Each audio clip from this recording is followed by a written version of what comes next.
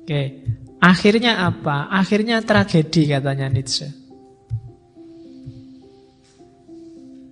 Tragedinya apa? Ada pembalikan. Agama dan orang-orang besar tadi membalik yang baik jadi jahat. Sebelum adanya Sokrates, Plato, sebelum adanya agama-agama, katanya Nietzsche, dulu yang namanya baik itu lawannya buruk. Ada pada perbuatannya, tidak pada orangnya. Tapi setelah agama, setelah orang-orang, kalau bahasanya Nietzsche, orang-orang dialektis, pemikir-pemikir yang sok-sokan ini, sok nyari kebaikan, sok nyari kebajikan, kebijaksanaan. Akhirnya yang baik bukan lagi lawannya yang buruk, tapi baik jadi lawannya jahat. Jahat berarti orangnya, bukan perbuatannya. Dan tragisnya lagi, yang dulu dianggap baik, sekarang dianggap jahat. Yang dulu dianggap jahat, sekarang dianggap baik. Dulu itu, kalau ada orang kelemak-kelemek, ndak tangguh, apa-apa serba manut, itu dianggap lemah. Tapi sekarang kebalikannya, kalau ada anak patuh, manut aturan, kemudian dibilangin apa aja manut, kita anggap dia baik. Sementara kalau ada anak agresif, kalau ada anak kreatif, penuh inisiatif, kita anggap anak ini perlu terapi. Dikasih tahu apa, dia melakukan apa. Gurunya maunya apa, dia menjalankan apa. Ini kan kreatif sebenarnya, tapi dia nilainya mesti paling jelek. Tapi yang patuh, gurunya ngasih tahu apa, dijawab begitu, dituruti, perintahnya diapalkan, jalan. Dia dianggap baik. Dan ini normanya dibalik sekarang katanya Nietzsche. Yang dulu baik, sekarang dianggap jahat. Bukan lagi buruk, tapi jahat. Yang dulu buruk, sekarang dianggap baik. Jadi ada pembalikan sistem, kalau bahasanya ada transvaluasi. Dari baik jadi buruk, dari buruk jadi baik sekarang. Anak soleh itu kan dalam gambaran kita anak yang manut, rajin sholat, disuruh apa aja oh. Dosennya nunda kuliah, ya dia manut, tidak apa-apa pak, ditunda lagi ya minggu depan lagi. Iya pak, tidak apa-apa pak, ditunda lagi pak, manutan. Dan dosennya seneng, kamu anak baik, mesti gitu. Katanya Nietzsche, justru itu jelek. Harusnya digituin terus, dia paling tidak tanya dong, protes dong. Tapi kan enggak, katanya Nietzsche, kalau ada yang protes, ada yang tanya, dia dianggap anak jelek. Jadi kebalikannya katanya Nietzsche, ada transvaluasi. Padahal zaman dulu sebelum ada Sokrates, sebelum ada agama-agama, orang itu lebih bebas mengekspresikan keinginannya, mengejar cita-citanya sendiri, tidak terlalu banyak aturan. Jadi membalik yang baik menjadi jahat, yang jahat jadi baik. Nah, ini gambarannya. Contohnya Yunani Romawi, pra-Sokrates dengan datangnya Sokrates dan kawan-kawan. Jadi jangan salah, di antara yang banyak mengkritik Sokrates, Plato, Aristoteles itu Nietzsche. Gara-gara tiga orang inilah manusia jadi lembek, ndak tangguh. Kritiknya Nietzsche. Manusia jadinya dengan atas nama kebijaksanaan ndak mau jadi orang besar, mementingkan orang lain, malu-malu, pasif. Kalau ada orang malu-malu dianggap baik, alhamdulillah masih punya malu. Ya kan, kalau ada orang pasif, wah anak ini tenang sekali, padahal itu pasif. Hari ini baik. Tapi kalau ada yang agresif, neko-neko, kreatif, individualis, egois, itu hari ini dianggap jelek. Padahal dulu katanya Nietzsche, yang kayak gini ini bagus. Yang di Nietzsche yang awal kan saya menjelaskan panjang lebar antara mentalitas Dionysian sama Apollonesian. Itu pra-Sokrates.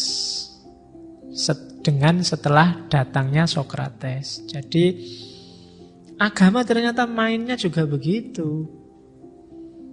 Yang alami-alami banyak dianggap jahat oleh agama, katanya Nietzsche loh ya. Jadi agama itu fokusnya memerangi kejahatan. Dan kejahatan dalam tanda petik itu dulunya kebaikan sebenarnya. Termasuk yang agresif-agresif tadi. Inovatif, kreatif itu bagi agama dianggap jahat. Bahasa kita kan untuk kreativitas itu sadis kan, bid'ah. Orang bid'ah kok dimarahi. Itu kan kreatif namanya, inovatif katanya Nietzsche. Agama pokoknya sudah paten. Begitu ya begitu, tidak boleh ada inovasi-inovasi. Katanya Nietzsche, lo kayak gitu loh ya kok mau orang-orang itu. Ya kan? Apa-apa bid'ah. Habis sholat salaman aja dianggap bid'ah loh sekarang. Kadang-kadang kita sudah gini-gini orangnya tidak mau. Daripada malu gayanya ganti kukur-kukur.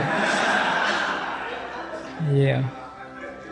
Jadi sudah terlanjur gini dia tidak mau kan tidak enak. Karena bagi dia itu bid'ah. Jadi inovasi. Ya kalian mungkin ya kreatif lah. Kalau di Yerusalem nggak mau ya kamu gini aja terus gini. Jadi tidak apa-apa, kan sholatnya sudah selesai. Mau ngapain aja kan boleh sebenarnya. Jadi itu kritiknya Nietzsche. Jadi agama, peradaban membalik yang baik jadi buruk. Terus kemarin kan saya sering cerita ada, kalau di fikih itu gerak 3 kali itu sholatnya batal. Cuma secara logika sebenarnya ya 3 kali yang gimana dulu. Kadang-kadang 1 kali pun menurut saya bisa membatalkan sholat. Misalnya 1 kali ada temenmu lewat, aku bali sih yo. Loh, ini sekali tapi ya batal ya sholatmu. Jangan dikira kamu ngayal, belum pak, baru sekali. Kalau tak ulang 3 kali gini baru batal. Ya enggak, ya tergantung geraknya apa dulu. Jadi tidak, kadang-kadang tidak tergantung jumlahnya, tergantung geraknya. Ya kalau dipesannya kan contohnya kalau digigit nyamuk ngukurnya nggak boleh sampai 3 kali. Kalau terlanjur 3 gimana? 1, 2, 3. Ayo, pas ini. Kamu gerak ke sini jadi 4. Ayo, kamu sholatnya gini terus harapan. Ayo, ben sholatnya batal ini terus ini terus. Oke. Jadi ya gitu ya, kadang-kadang agama ada yang lucu-lucu, yang absurd-absurd dari agama. Oke, terus ya agama tadi membalik dorongan kemanusiaan, banyak yang dianggap jahat. Akhirnya apa? Kita bertarung melawan diri kita sendiri, katanya Nietzsche. Kan sering dalam agama itu, taklukkanlah dirimu, taklukkanlah egomu. Itu mematikan dirinya sendiri. Masa kita hidup di dunia disuruh tawuran sama diri kita sendiri, disuruh gegeran sama diri kita sendiri.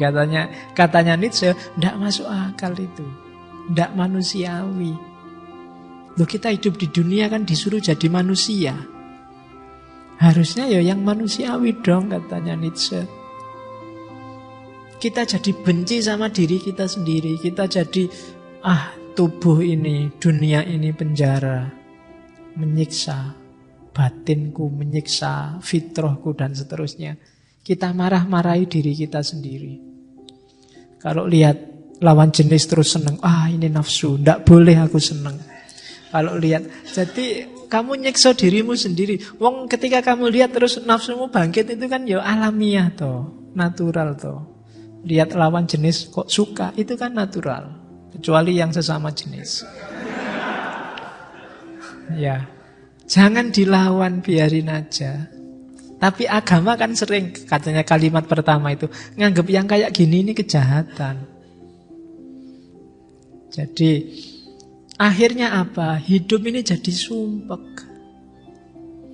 Kita menderita gara-gara aturan moral yang hakikatnya janjani tadi cuma perspektif kok. Bikinan. Kambing hitamnya bukan agamanya tapi manusianya. Sokratesnya, Platonya, kiai-kiainya mungkin. Oke, dan dunia defisit besar gara-gara itu. Banyak potensi besar yang terbengkalai. Harusnya mungkin ada loh yang muncul mengatasi peradaban jadi orang besar, tapi gara-gara belenggu-belenggu yang sangat banyak ini, dia nggak jadi, nggak mateng. Oke, kita fokusnya melayani yang lain. Kita fokusnya mendapat pahala, mendapat surga. Bukan kebesaran kita hari ini. Ini kekeliruan peradaban. Katanya Nietzsche bahkan runtuhnya peradaban barat akan dimulai dengan sistem semacam ini.